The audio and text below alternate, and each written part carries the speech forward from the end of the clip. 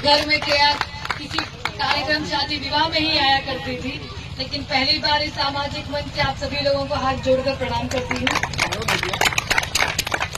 आज हम सभी लोग अपने इस क्रांतिकारी गांव, जैसे अभी तिलियाराम भैया ने कहा, ये बहुत क्रांतिकारी गांव है।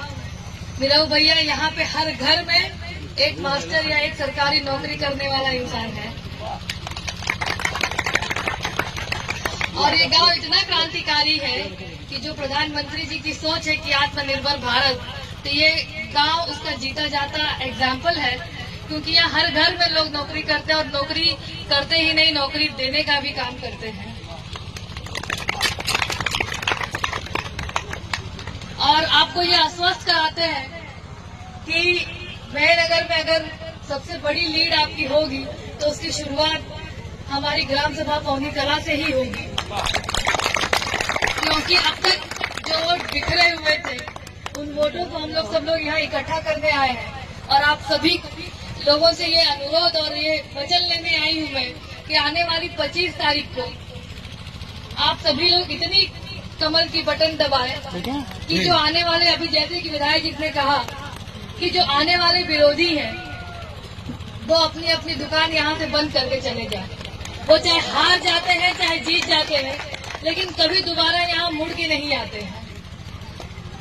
को खत्म करके सिर्फ 4 जातियां कहें। आज हमारे देश में सिर्फ 4 जातियां हैं, महिलाएं, गरीब, युवा और किसान।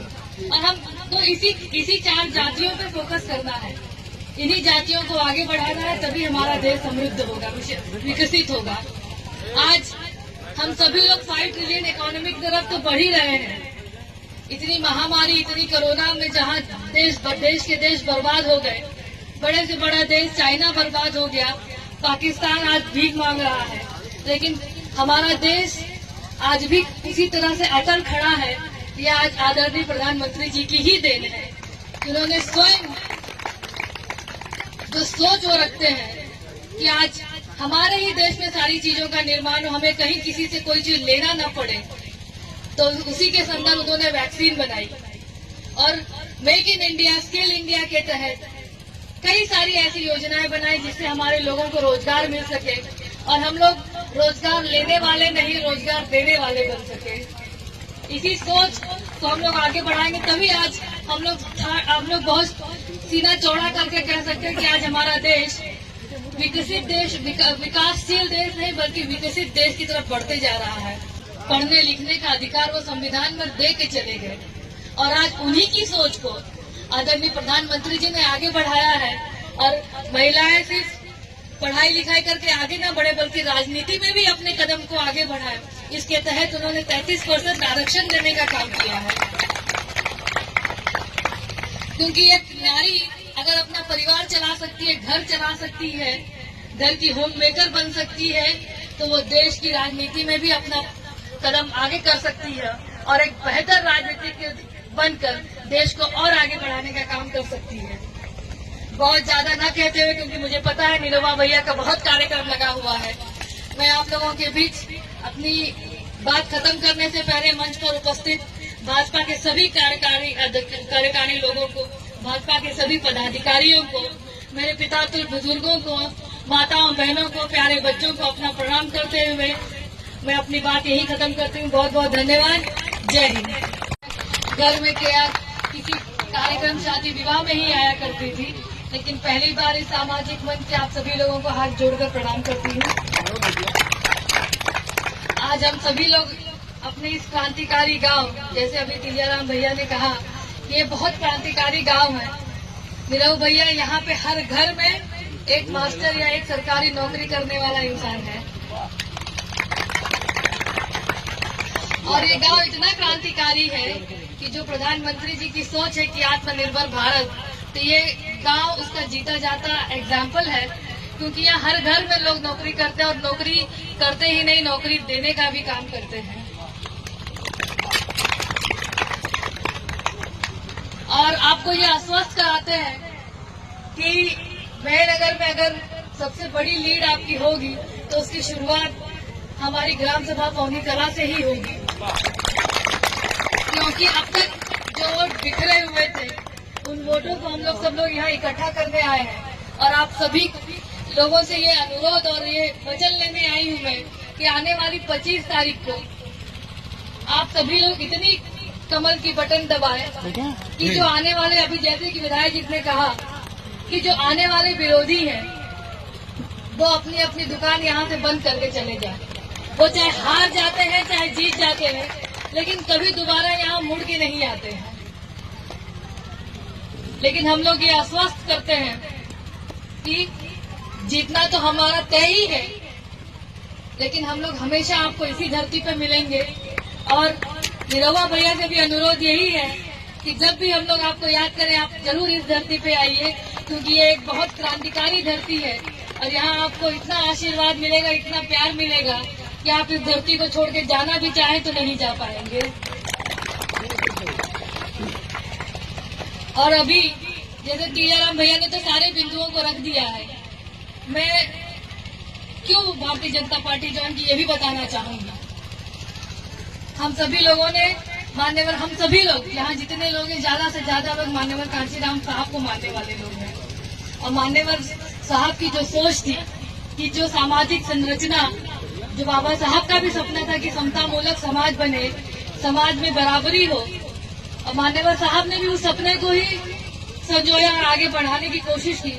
उसी सपने को आज आदरणीय प्रधानमंत्री जी आगे लेके चल रहे हैं। और उन्होंने आज सबसे पहला जो काम अभी शुरुआत के दिनों में किया, उन्होंने सारी जातियों को खत्म करके सिर्फ 4 जातियां कही। आज हमारे देश में सिर्फ 4 जातियां हैं, महिलाएं, गरीब, युवा और किसान। और हम तो इसी 4 जातियों पे फोकस करना है, इन्हीं जातियों को आगे बढ़ाना है, तभी हमारा देश समृद्ध होगा, विकसित होगा। आज हम सभी लोग 5 ट्रिलियन इकोनॉमी की तरफ तो बढ़ ही रहे हैं। इतनी महामारी, इतनी कोरोना में जहाँ देश के देश बर्बाद हो गए, बड़े से बड़ा देश चाइना बर्बाद हो गया, पाकिस्तान आज भीख मांग रहा है, लेकिन हमारा देश आज भी इसी तरह से अटल खड़ा है। ये आज आदरणीय प्रधानमंत्री जी की ही देन है। उन्होंने स्वयं जो सोच वो रखते हैं कि आज हमारे ही देश में सारी चीजों का निर्माण हो, हमें कहीं किसी से कोई चीज लेना न पड़े, तो उसी के संदर्भ उन्होंने वैक्सीन बनाई। और make in India, skill India के तहत कई सारी ऐसी योजनाएं बनाई जिससे हमारे लोगों को रोजगार मिल सके और हम लोग रोजगार लेने वाले नहीं, रोजगार देने वाले बन सके। इसी सोच को हम लोग आगे बढ़ाएंगे, तभी आज हम लोग बहुत सीना चौड़ा करके कह सकते हैं कि आज हमारा देश विकसित देश, विकासशील देश नहीं बल्कि विकसित देश की तरफ बढ़ते जा रहा है। और जल्द ही हम लोग वहां तक पहुंच जाएंगे जहां पे हम लोग अपने भारत को सिर्फ नंबर 1 पर देखना चाहते हैं। और जैसे कि अभी माननीय तीजाराम जी ने कहा कि विरोधी कह रहा है कि संविधान खतरे में है, तो बाबा साहब ने इतने देश का, दुनिया का सबसे ऊंचा संविधान रचा। इतना बड़ा संविधान शायद ही किसी के पास है। और हर वर्ग, हर जाति, जो कि बाबा साहब इतने परिश्रमों के साथ, उस समय जब बाबा साहब ने शिक्षा ली तो समाज में कितनी असमानता थी, इतना भेदभाव था, लेकिन जब बाबा साहब को संविधान रचने का मौका मिला तो बाबा साहब अपनी सारी तकलीफों को भूलकर हर वर्ग, हर जाति, हर धर्म के लोगों के बारे में सोचकर उन्होंने संविधान में सबके लिए कुछ न कुछ दे के गए हैं। और खास तौर पे आज हमारी नारी शक्ति, महिला शक्ति हमारे बीच में बैठी है। उस समय तो ना हम लोगों को पढ़ने, कुर्सी पे बैठने का तो हक दूर ही था, पढ़ने लिखने का, धन दौलत रखने का भी हक नहीं था, अधिकार नहीं था हम लोगों के पास। ये बाबा साहब डॉक्टर अम्बेडकर की ही ऊंची सोच थी, विकासशील सोच थी कि उन्होंने उस समय महिलाओं को धन रखने का, पढ़ने लिखने का अधिकार वो संविधान में दे के चले गए। और आज उन्हीं की सोच को आदरणीय प्रधानमंत्री जी ने आगे बढ़ाया है। और महिलाएं सिर्फ पढ़ाई लिखाई करके आगे न बढ़े बल्कि राजनीति में भी अपने कदम को आगे बढ़ाए। इसके तहत उन्होंने 33% आरक्षण देने का काम किया है, क्योंकि एक नारी अगर अपना परिवार चला सकती है, घर चला सकती है, घर की होम मेकर बन सकती है, तो वो देश की राजनीति में भी अपना कदम आगे कर सकती है और एक बेहतर राजनीतिक बनकर देश को और आगे बढ़ाने का काम कर सकती है। बहुत ज्यादा न कहते हुए, क्योंकि मुझे पता है निलोमा भैया का बहुत कार्यक्रम लगा हुआ है, मैं आप लोगों के बीच अपनी बात खत्म करने से पहले मंच पर उपस्थित भाजपा के सभी कार्यकारी लोगों को, भाजपा के सभी पदाधिकारियों को, मेरे पितातुल्य बुजुर्गों को, माताओं बहनों को, प्यारे बच्चों को अपना प्रणाम करते हुए मैं अपनी बात यही खत्म करती हूँ। बहुत बहुत धन्यवाद। जय हिंद।